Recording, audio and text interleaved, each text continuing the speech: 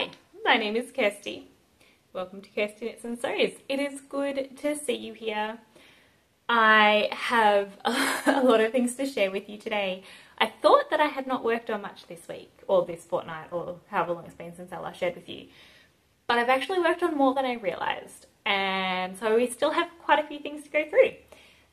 If you were here last week, you know that the Go Dynamo Mystery Knit Along has started, and that has taken up a lot of my knitting time.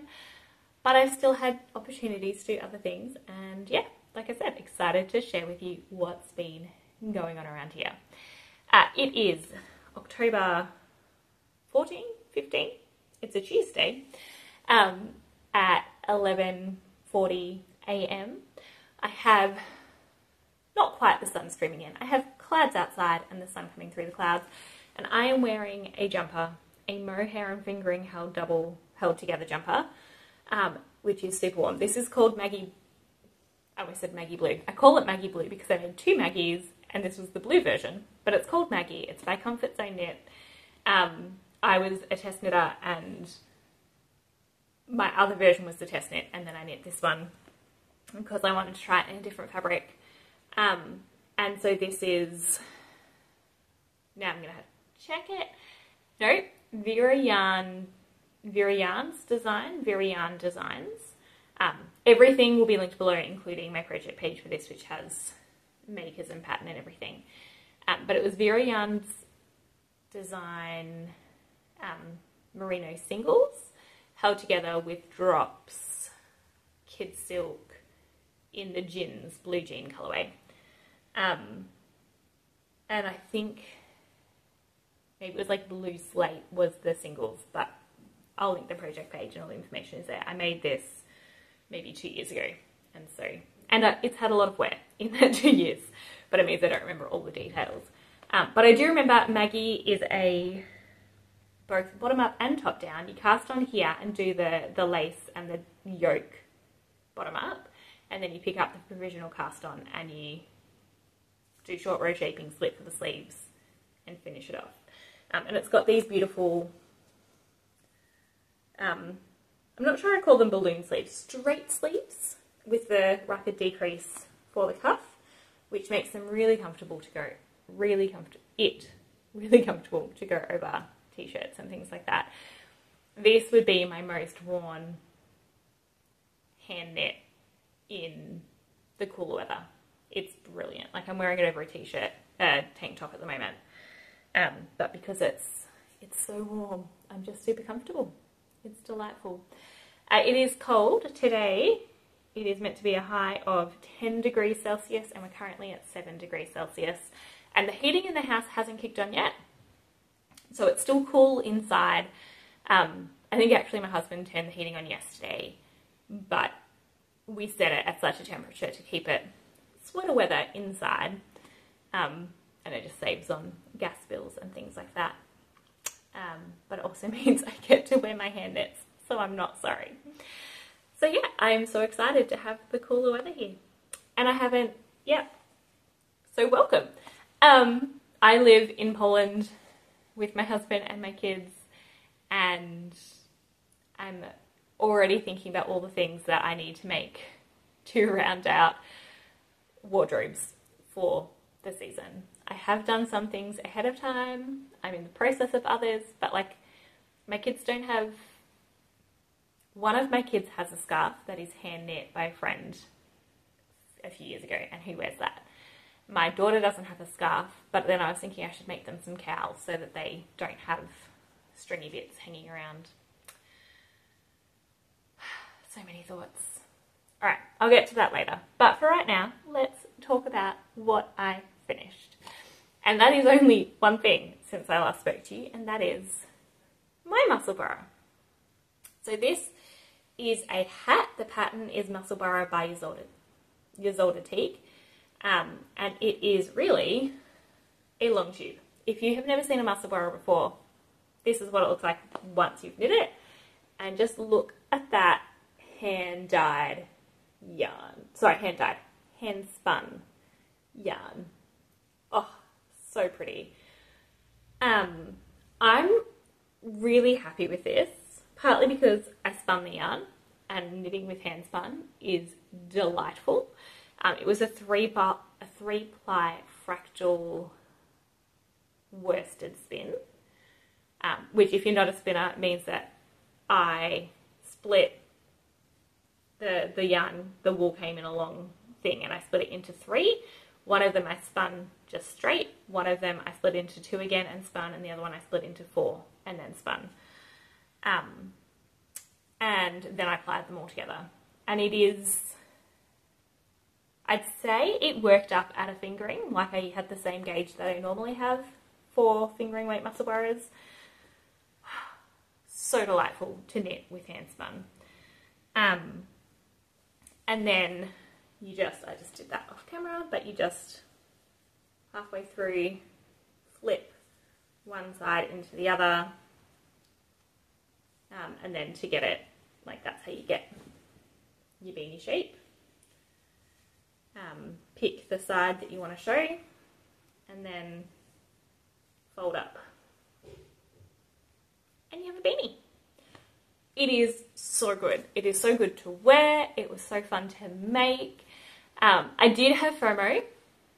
I think I shared this last time. I was really worried that by using the yarn in this hat, I couldn't use it in other things. And I was tempted last episode to rip it out and turn it into a like slow fade colorwork shirt or something as a contrast color. But I decided to keep going. Multiple reasons. One is I'd already started and I needed an easy project. But also, like, you can see the color variation. Like, it is a gradation, but it's not a super slow one. So I knew that if I had then put this over a shirt which had a much larger circumference, that change would happen even quicker.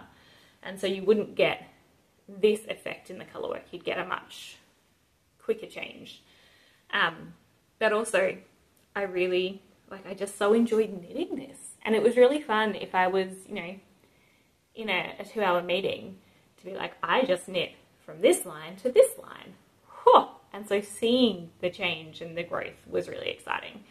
And I did, since the last episode, I've had lots of long meetings. And I also figured out I can knit during Polish lessons. I don't know if I mentioned that last time, but it's made Polish lessons that much more fun. Because I will just sit there and knit on a Musselburgh while I'm chatting to my teacher. And even while I'm doing the exercises and reading Polish, like, I can knit while I read, I can knit while I watch TV, I can knit in the movies. And so to just have such a basic knit that I can just go through while I'm in Polish has really helped me focus in Polish. But yeah, so really enjoying this. And I did, do I have it here? I did the adult large. So there's different sizes. The adult small is the same as the child. And then there's adult medium, adult large, adult extra large. And there's a baby one as well. I normally have done adult medium for myself and always found it just a little bit too tight. I don't like tight things on my head. So this time I did an adult large and it is so much more comfortable. I'm so glad I made that change. So yeah, this is an adult large. I had 7 stitches per inch was my gauge, and then I just followed the pattern. I want to say exactly, except maybe I didn't do it quite the length for an adult large. I may have done more the length for an adult medium, but the circumference of an adult large. I think that'll be it. And I do it on 3mm needles. So I cast on, I don't even know what cast on I use anymore. I just basically make a magic loop, pick up stitches from either side, split it on the needles, and when I've done a few rounds, I just pull the magic knot, magic loop, magic knot tight. But yeah, so I do that magic loop to start with, and then when I finished increases, I change to 16-inch circular, 3mm.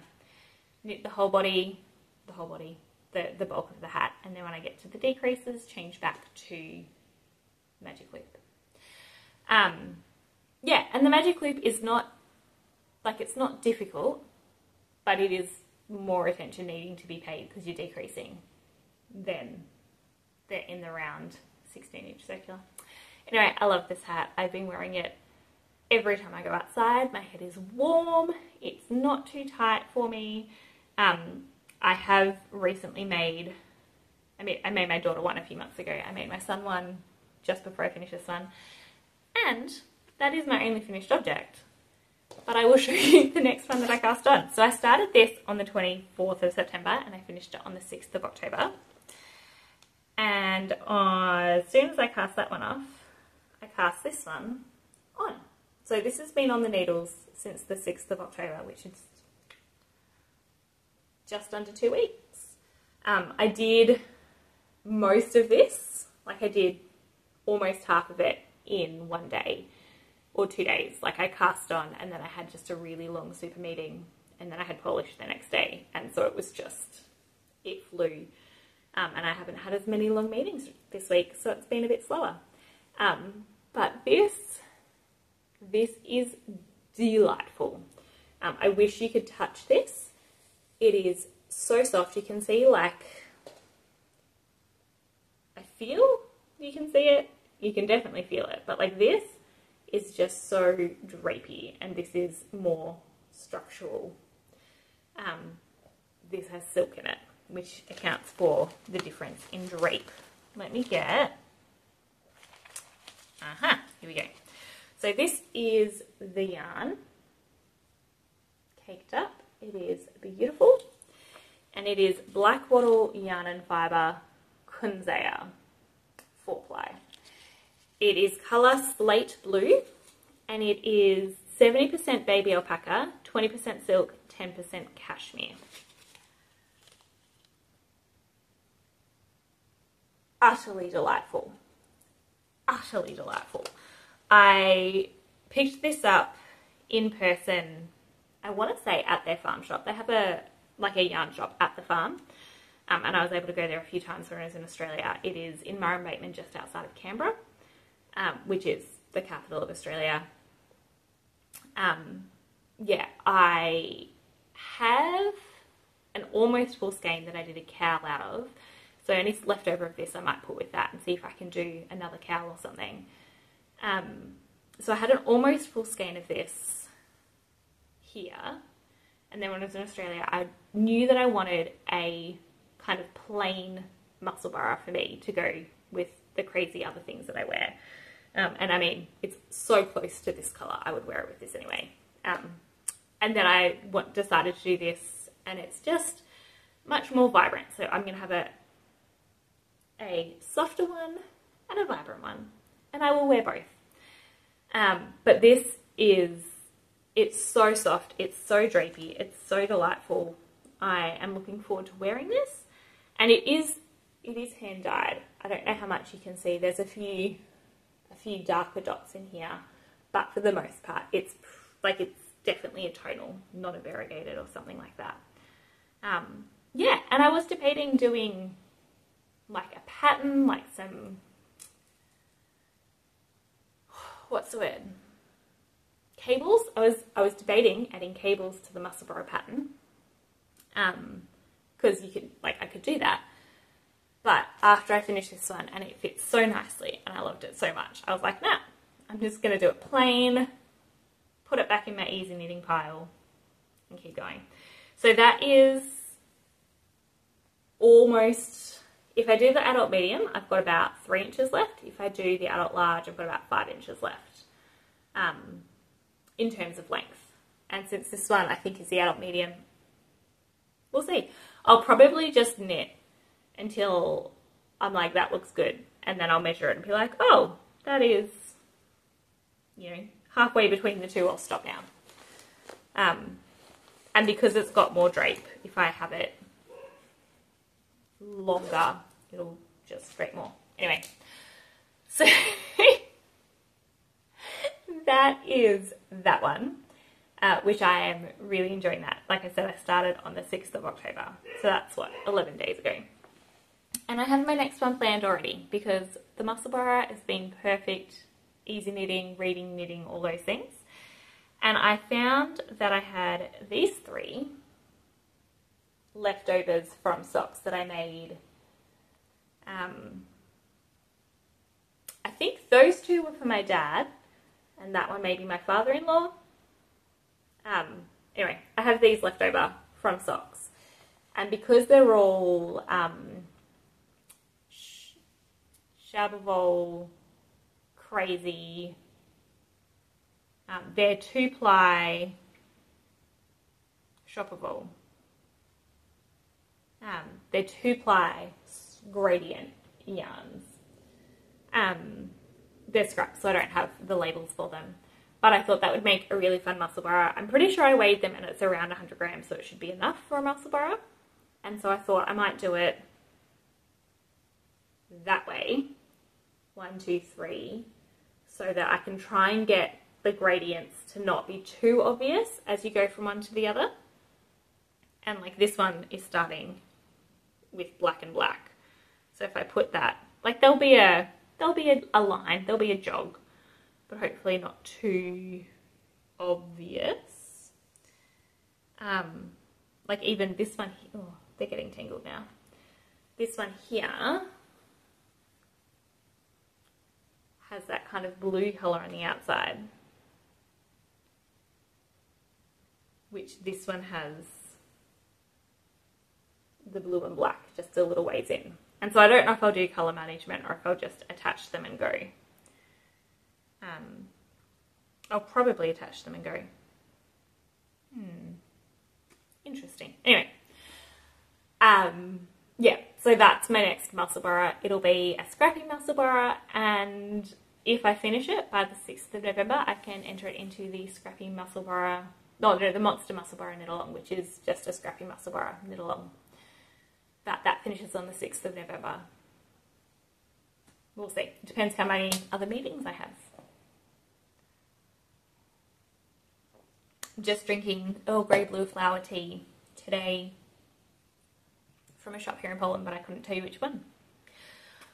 Alright, well that is all my finished objects, just the Musselburgh, plus some of the things that I am currently working on. But let's show you my other projects. Now this one I showed you last week, and I told you I wasn't sure if I was going to keep going with it or not. Well, no, that's the second sock. I did keep going with it. I love it. So this is a half, I mean, it's a sock.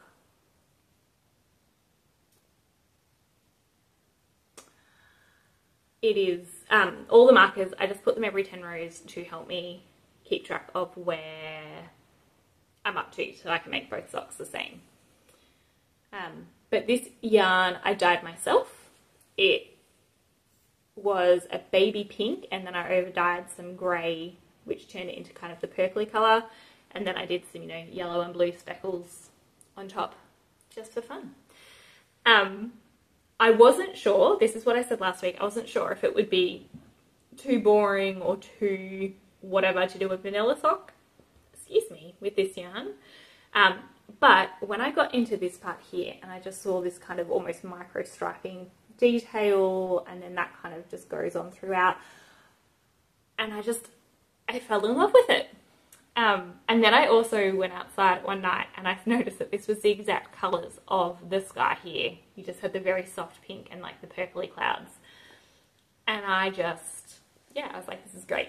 So I decided I would keep knitting, and because I'm knitting them for my sister to give to someone as a gift, I spoke to her and I said, look, I'm going to keep knitting them, and if they're not going to work for what you want, then I can keep them for myself.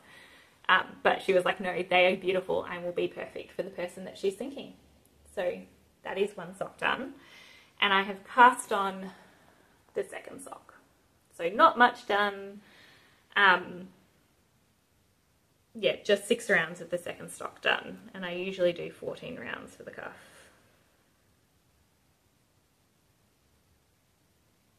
Yeah, and I did the same here. So 6 out of 14, that means I've got 8 to go.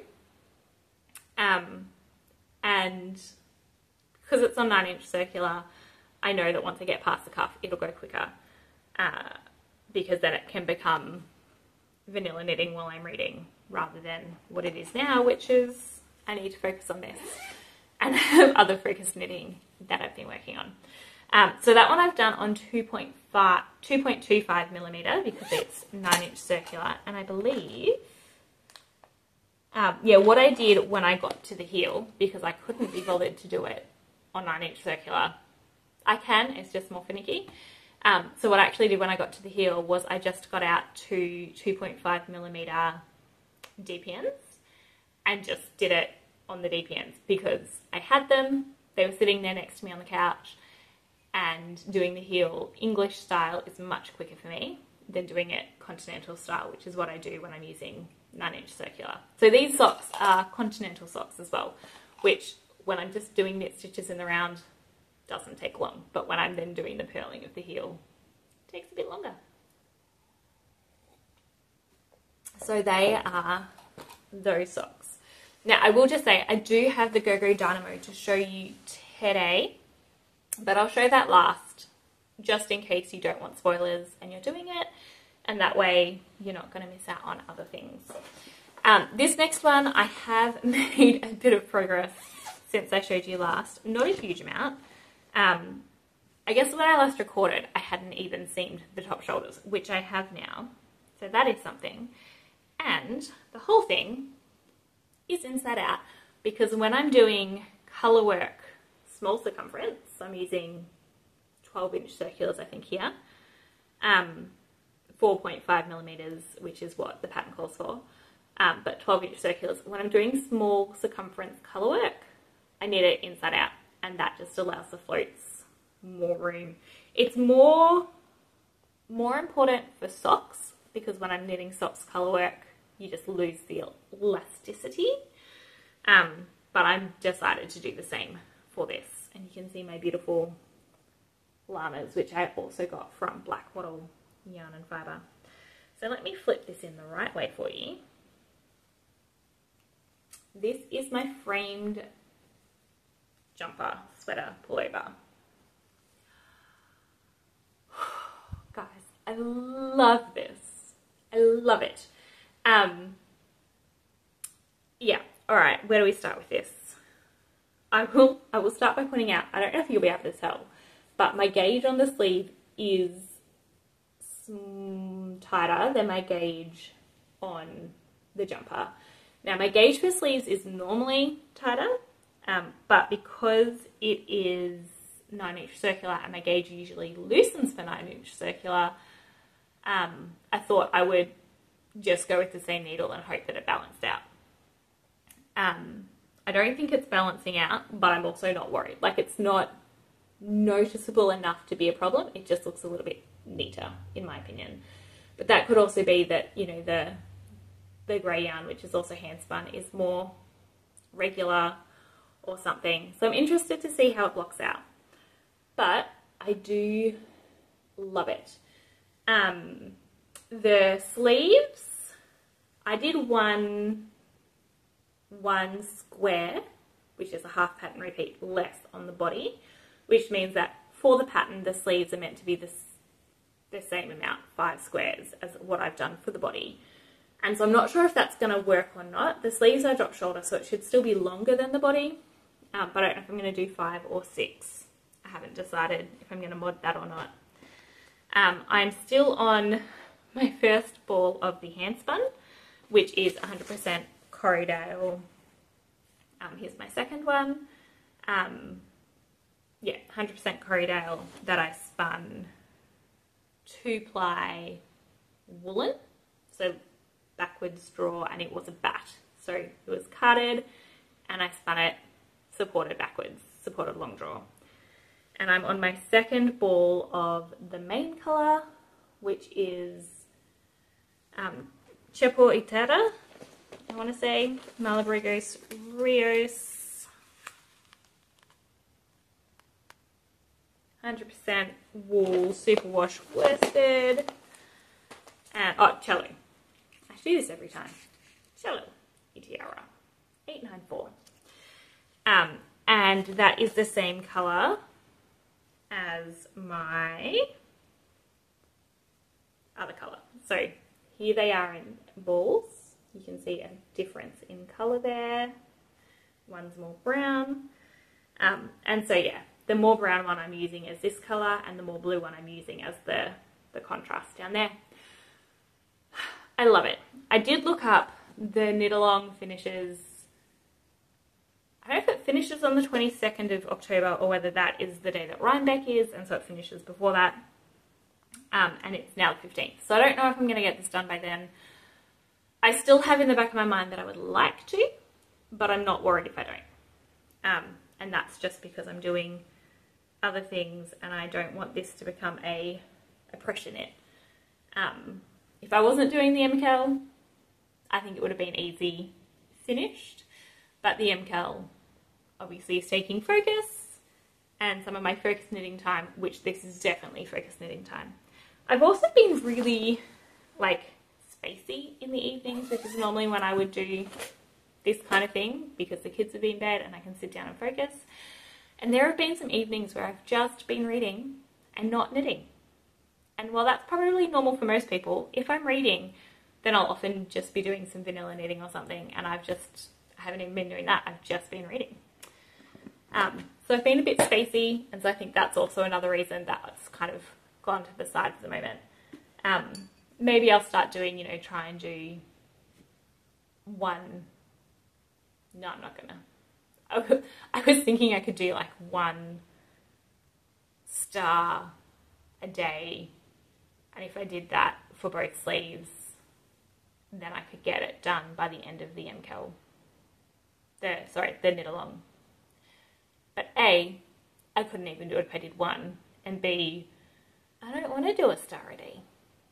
I'm going to finish it, but I'm not stressing about it. The one that has surprised me that's come to the fore in the last week is this one. I should say almost all of my project bags I've made, and I have a tutorial on YouTube that is linked below. So if you wanted to make some project bags, have a look. The size in the tutorial is not here. This is my smallest one, and it's bigger than this, the one in the tutorial, but smaller than this, somewhere in between. But yeah, I give the tutorial for like the handle.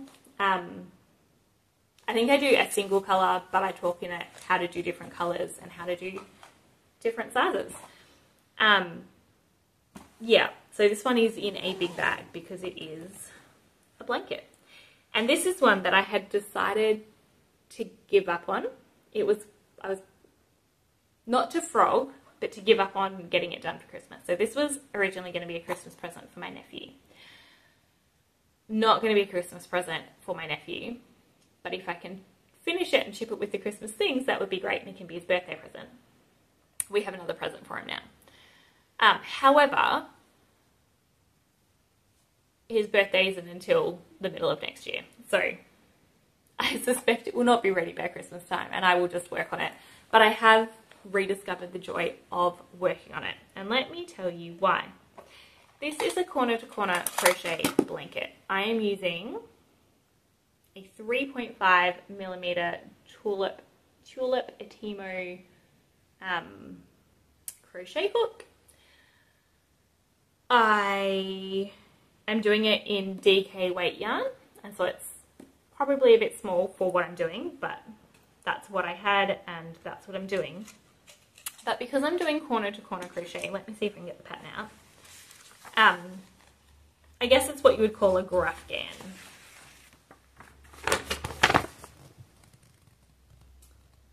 So that is what it's going to look like.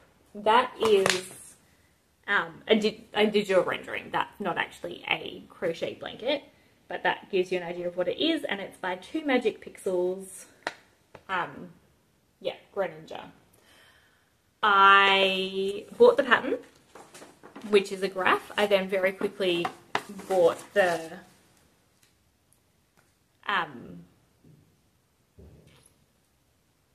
like written out how many squares on each line, which it's a paid for pattern, so don't want to give a huge amount away, but also I want you to understand what it is. So like that's not going to give you the pattern in any way, shape or form, but like this is what it is. So it tells you every color change, how many of that you do, which is much better for me than looking at a big square and going, I'm on this line now, I'm on this line now.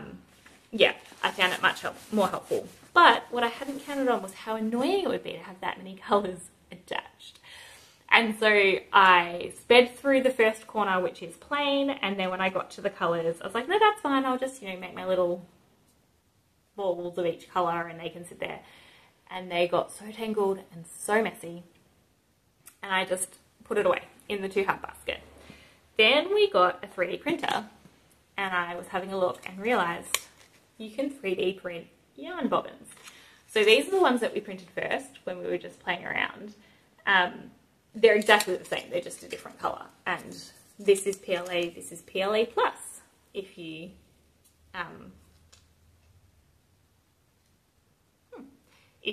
know or care about those things.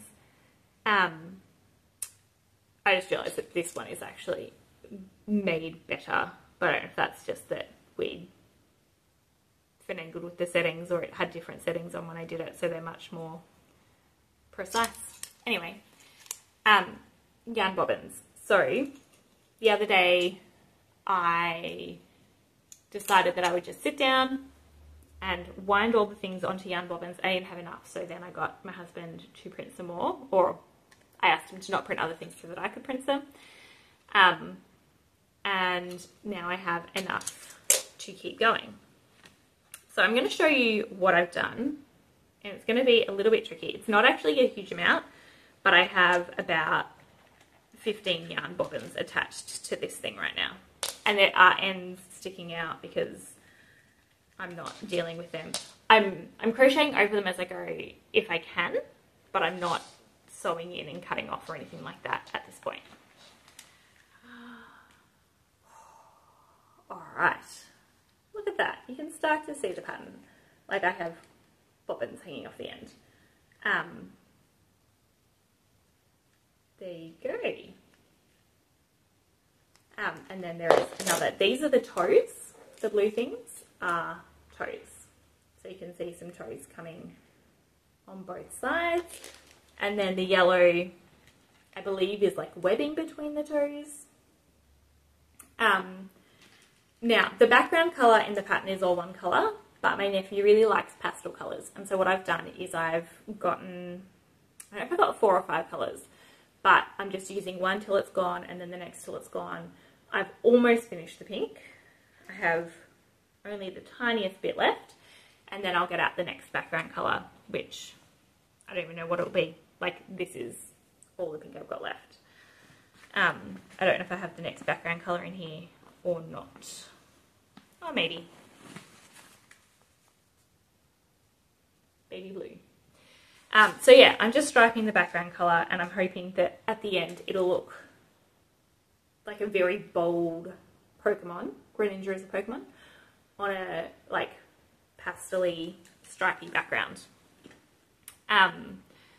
That's all I've done. That is almost a quarter of the way through the lines. There are 199 rows, but obviously it is the smaller quarters. So the first and the last quarter will have less stitches in them. So I'm saying a quarter of the rows, but not a quarter of the blanket. Yeah, oh, I need to put my needle and hook back in there. Yeah, so I've been really enjoying that. It hasn't been a priority, but it has been a few nights where I'm like, I just want to sit and crochet this. And even though I've been trying to get the MKAL done, and that's pretty much all I've been trying to get done, if I'm like, I just really want to crochet right now and I don't want to pick up my MKAL, then I just do that, because that's how I'm going to relax, rather than knitting on something that I don't want to knit on right that moment. Alright, MKAL talk. If you don't want to see, I've all but finished clue 2. So if you don't want to see clue 1 and clue 2, probably switch off. I'll probably talk some life stuff at the end, but there's really not much else to do. Oh, I will just say this one was in my, like, it does count towards Whips Be Gone, which I spoke about a lot last week, which Leanne of Devoted Quilter is running through October and November. But like I said last week, I suspected I wouldn't do much in October, and I haven't. So this has kind of been in that bucket of Whips Be Gone. but I haven't actually done really anything toward it other than that because MKAL. But again, I said that last week, and November is when I will try and pump things out. All right, MKAL. I have this in a Christmas bag because I just don't have that many mid-sized bags, and it is outgrowing this. I've got to shove it in, so I might have to change the bag. Anyway, so the MKAL, Go Dynamo by Stephen West of Westknits. It is his annual shawl mystery knit along. I've been doing this this is my 4th year, I believe. I did shawlography, twists and turns, Geo Gradient, and now Go Dynamo. So 4 years, 4 shawls. Let's show you what I've got, and then I can talk about it. I am in the middle of a row because I just ran out of a colour and I haven't attached the second ball yet. So let me pull up my colours. These are my colours. Main colour for green, contrast colour for mustard. I really love these. I did do it that way. I dyed these myself. As I've been chatting with my sister, who has the same colours, we realised that we were both thinking green with mustard, but very much this year it is the same, like you're using them in equal amounts, which is what the required yardage says, but I hadn't kind of clicked when I was choosing colours that I was talking equal amounts, not one with accents of the other. So it is knitting up different to what I was picturing before I knew anything about the shawl. It's a mystery. So I just heard 2 colours, 2 skeins of 2 colours, and I went with it. Yeah, so let me show you what I've got. So if you don't want to see, look away now.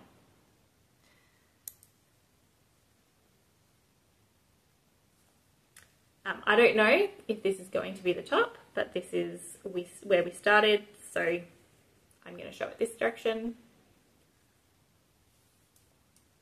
It is on needles with needle stopper, so I won't lose stitches, but I can't stretch it out. All right, so basically it's just a really long at the moment. Oh, hi. Yeah. And then the only thing I've got to do to finish Clue 2 is 1, 2, 3. I've got like 1.5 rows of the mustard to go, and then turn it into these bubbles, and then I'll have a few rows of the green to finish that off. And that's it. So Clue 1 was through to the end of the first row of bubbles, and Clue 2 was brioche bubbles, brioche bubbles. There was an eyelet option if you didn't want to do brioche, but I love brioche. And then I did do the mohair dare. This is the mohair that I'm using. It is Gazelle. And my kids were playing with the label, so I'm not even sure I have the label in here.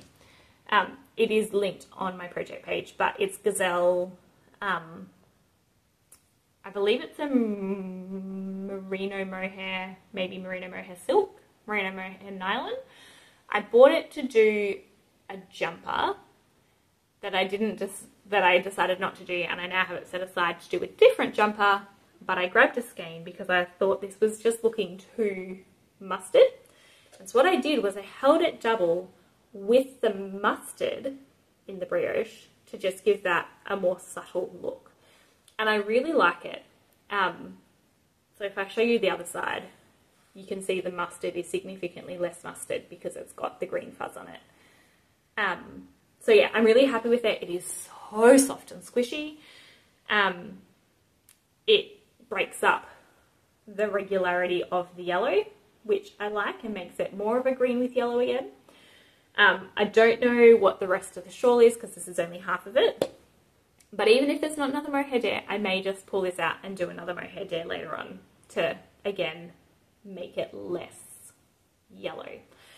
However, I also thought my sister wanted these colours because she has a dress in the green and she was thinking green with a pop of yellow, but with the shawl in equal amounts, when she wears it with the dress, it will look like green with a pop of yellow. I don't have jumpers or dresses in that green, but I did have this set aside to make a jumper. So I thought maybe what I'll do when I finish this is I'll make the jumper and see if I would be wearing the jumper, which would be quite warm, with the shawl or not. Because if I would wear them together, then great. Otherwise, I thought I did dye this, I can over dye it. And if I did that, would be going for like an amber orange colour rather than the mustard. But I don't know what that would do to the green. I do know the green is pretty saturated, like the dye, it's already pretty saturated, where the yellow it isn't as saturated. So I'm like, I could do that and it might end up slightly darker green again, but with the orange. So I don't know. I don't know if that would work. I don't know if I'd like it when it was done. And because I've held the mohair, I'm actually really enjoying these colours again. So I may not do it at all, but that was another option that I thought of. Yeah, in terms of the shawl, I have no idea where we're going. Like I said, I've just finished my first ball of mustard. I have this much left of the green, which I will almost certainly use up by the time I finish Clue 2, which means like I've used half of my yarn to get this. This is not very long. Like, I guess if that's half and then I do the same length again, I guess that'll be decent. Maybe because it's garter at the top, it'll stretch a bit. So yeah, maybe that'll be a decent shawl. But also, I have more yardage than the pattern says I need. And so I don't know whether, like, we've actually knit more than half the shawl already. Maybe we have. But at the moment, it's just very long and thin. And if I show you the end, again, slightly awkward because, oh, don't fall off. Did you just, nope, okay. I'll show you my needle stoppers, they're really cute. I got them off Temu, love them. Yeah, so this is where we were when we finished Clue 1, and Clue 2 has continued to grow out. So now I'm at over 400 stitches, which is, you know, a great width for a shawl, but I want the length, people. So yeah, I'm not sure what he's going to do. I have two ideas. One is he can get us to do like a border here and then go back and have us pick up the cast on edge, which is up here, and have us knit up a little bit. And that way we can be decreasing, knitting with less stitches, and end up with still a very good breadth of shawl, but it will be longer. And that would be a way to, I guess, get more length out of yarn, because you'll have less stitches and less stitches rather than at the bottom where we're getting more and more and more. So that's number one of my thoughts of where this might be going. Number two is that maybe we'll keep going down the bottom, but rather than ending up with like a trapezium where it gets wider and wider and a flat bottom, is maybe we've gone wider and wider and now we can do like short rows or something in the middle to get a scoop. And again, that would allow length to grow without just going super wide, and I guess be able to use up our yarn for length, not width. But this is Stephen West. Who knows what he's thinking or what he designed. I am looking forward to finding out. I will say the construction was really interesting. So it started off with this semicircle, and I was like, cool, that's really fun, really easy, what a great, you know, start to a shawl. And then it said do it 2 more times. So what? So I did it 2 more times, and then you joined them with these garter rows, and then on the edge another garter row. And I was like, that's just really, like, it's fun, it's interesting, it's unusual. And while it has a lot of ends, it was, again, a fun, interesting construction. We've now had, you know, clue 2 was a lot of knitting and a lot of stitches, but not difficult. So I'm kind of interested to see where he goes next, to see if he's going to try and make it more new techniques. Is he going to do a strange, I don't know, I just don't know. But I am enjoying it. I am enjoying the mohair, and like I said, that may just come in again. I have another 2 of these, I think, so I have plenty if I wanted to do it again for another section. Yeah, what can I say? I am enjoying it. I have seen a scrappy version. Another YouTuber that I follow is doing a scrappy version with different minis that she had, and then the main colour is a cashmere lace, and it looks great. But every time I do one of his shawls, I'm like, cool, I'll go pick colours according to what he said.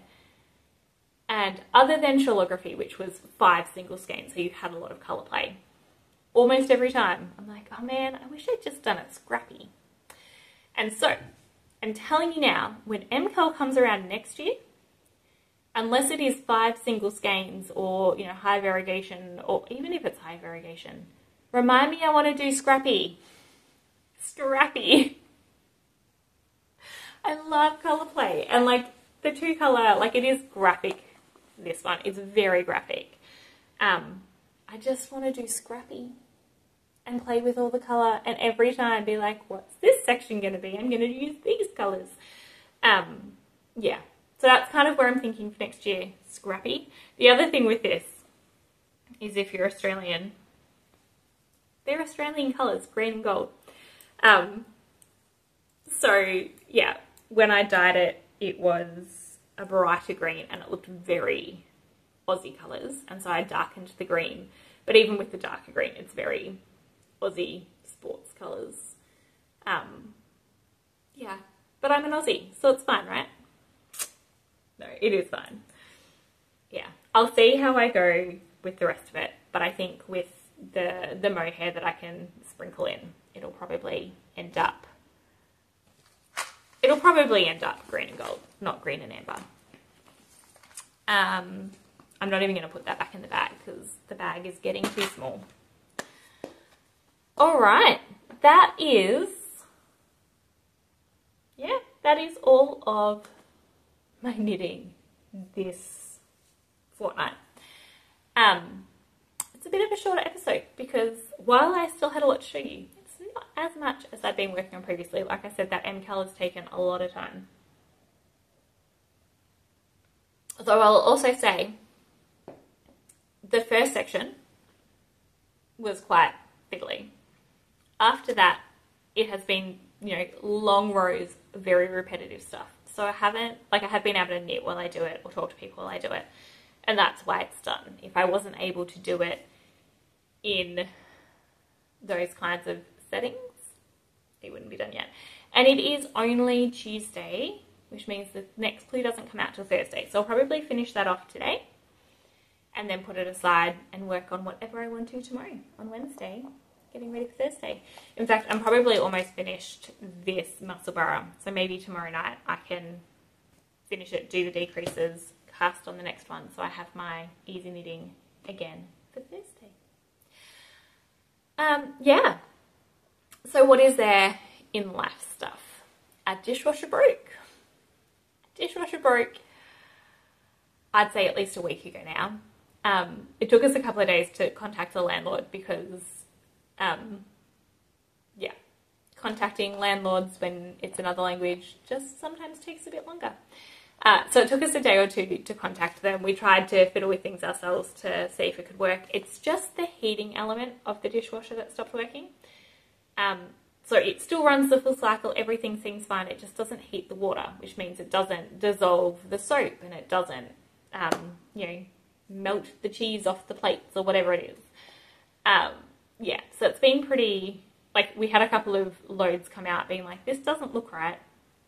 and the cutlery particularly was not cleaning. And so then we finally realised that it wasn't getting hot. I tried to do a dishwasher clean, but then I realised that because there was no heat, that the wax stopper wasn't melting, and that's when I realised that it was a heat problem. Anyway, so I contacted the landlord, and she was really great. Straight away called someone, messaged back saying they'll be here Monday, which was yesterday. So he came over yesterday to check it out, and, you know, really great guy. He fixed it last time it had a problem, and he pulled out something. It was like, this is what's wrong. I'm going to need to take it home, fix it at home, and then I can come back and reinstall it. So still don't have a dishwasher.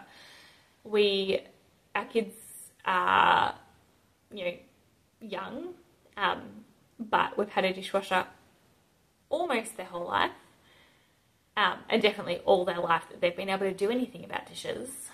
And so the other day we had a family dish clean, which felt so old-fashioned. I know that not everyone has a dishwasher. We've only had one for the last 3 years. But it just, like, it took me back to my childhood, that everyone in the kitchen, someone's doing the dishes, someone's doing the drying. Yeah, it was kind of fun. And my son was like, Mum, this isn't fun. Why are we doing this? And I was like, this is what you have to do if you don't have a dishwasher. So we can thank God for the dishwasher, but when the dishwasher's broken, we're going to do this as a family, because otherwise Daddy and I do this when you go to bed every night. And he was like, every night. Anyway, so we've kept up on top of that. Every day we do the dishes, either with the kids or after they go to bed, and it's been fine. I am looking forward to getting it back, but just adding that into our daily routine hasn't been the end of the world, and that's nice to know. If my washing machine breaks, that would be harder. But the dishes, I grew up doing dishes. I can do dishes. That's fine. What else has been happening? It did get cold. It has gotten cold, and I am so enjoying the cold. I've made sure that we have jackets for everyone. End of last winter, we put all our things away, and I thought they were all fine, but then when I went to get them out this time, they were just hanging in a closet, and a lot of the jackets had grown mold. Now, I'm new to winters, and this one was different.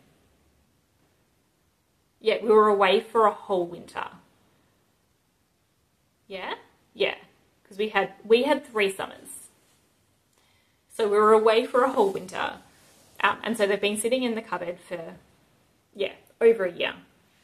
So I went to get them out, and some of the jackets, not all, but some of them were just covered in mold. And so I've put the ones that I can, soaked in vinegar, put them through the wash. Other ones I've, rubbed down with vinegar, got rid of the mold, had them airing in the sun.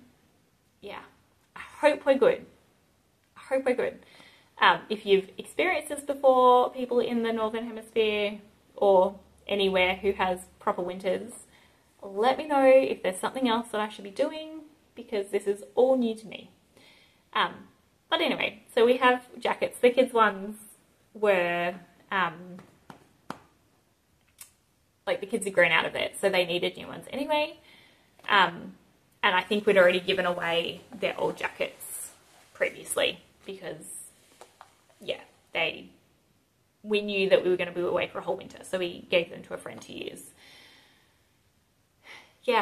Anyway, so that was fun. That took a bit of time to get that all done. We have just out of frame here, we have a cot, because our daughter is too long for a cot now, and so we've upgraded her to a bed. So we bought a new bed, and that's really good, but now we have a cot, and we need to put it on Facebook Marketplace and get rid of it, but we haven't yet. So it's just sitting in our family room, because where else are you going to put a cot? So there's been things like that have been happening, just general family stuff. On Sunday, our church had a Thanksgiving Day. Again, we're in Poland. This isn't American Thanksgiving. This is Polish Thanksgiving. And and is just a day where we all get together and bring amazing food. And I didn't take a photo of the food. Oh, guys, Poles know how to make food. So yeah, we had just amazing food, delicious cakes, and we all just sat around and chatted and ate food, and it was really nice. And the kids went a little crazy, but that was okay. They actually did pretty well. They sat down, ate food, mostly fruit, my kids, and then I had some of the other kids over to our house and just looked after them the afternoon, gave parents a bit of time off. Yeah, no, it was a good day, and I made, what did I make? I made a Greek salad and brownies, because I love my brownies. I actually need to make some more brownies because we are out. Actually, I was reading a book this morning, and by reading I mean listening to in the car, because that's one of the things that I've figured out helps me in the car. So I was reading a book, and they were talking about warm cinnamon muffins, and I thought I need to make some cinnamon, maybe cinnamon and apple muffins, or cinnamon and banana muffins. I just need to make some muffins and add cinnamon. So I might do that today, because why not? Oh, I really want to go do that now, actually. What's the time? I might be able to get them in the oven before I pick up my daughter, get them out before I pick up my son. Yeah. Anyway, so that has been a little bit of my life outside of knitting. Like I said, I've had a lot of meetings and things that have allowed for a lot of vanilla knitting time. Yeah. Anyway, and next time I see you, I maybe finish the MKAL, because I'm recording every 2 weeks, and I feel like a lot to show you. So maybe recording every week and doing short episodes, or doing longer episodes every 2 weeks. Do you have a preference? I don't know. Let me know if you have a preference for shorter, more regular, or longer time, longer period between. I don't know. I like the people who have long episodes, and I like the people who put something out every week. So let me know what your preference is. I don't know if it'll change anything about what I do, but let me know what your preference is. Yeah, and if you're doing the MKAL, I'd love to hear what your colours are, what you're doing with it, where you think it's going. Because I'm, like, part of me is like, it's probably just going to be, like, what it is, and just keep going in that length and shape. But that doesn't seem like a Stephen thing to do. Like, it seems too basic. So I don't know. Let me know your thoughts. And that's it. Thank you so much for joining me. I will see you next time. Bye.